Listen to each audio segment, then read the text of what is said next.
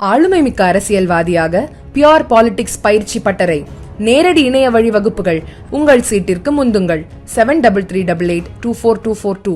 கோவையில் இருந்து கேரளாவிற்கு கடத்தப்பட்ட 25 லட்சம் ரூபாய் மதிப்பிலான ஹவாலா பணம் கோவை கேக சாவடி பகுதியில் காவல்துறையினரின் வாகன தணிக்கையில் கைப்பற்றப்பட்டுள்ளது பெரும் பரபரப்பை ஏற்படுத்தியுள்ளது. கோவை மாவட்டம் சேலம் கொச்சி தேசிய நெடுஞ்சாலையில் கேக சாவடி அடுத்த எல்லை மாகாளியம்மன் கோவில் அருகே அமைக்கப்பட்டுள்ள காவல்துறை சோதனை சாவடி பகுதியில் இன்று காலை மதுக்கரை நெடுஞ்சாலை ரோந்து பிரிவு போலீசார் வாகன தணிக்கையில் ஈடுபட்டிருந்தனர்.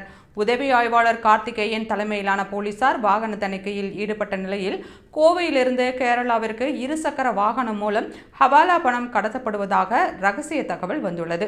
இதையடுத்து கேரளாவை நோக்கி சென்ற இருசக்கர வாகனத்தை நிறுத்தி சோதனையிட்ட போது அதில் எந்தவித ஆவணங்களும் இல்லாமல் 26,40,000 ரூபாய் பணம் மற்றும் கவரிங் வளையல்கள் ஆகியவை கொண்டு செல்லப்பட்டது கண்டுபிடிக்கப்பட்டது.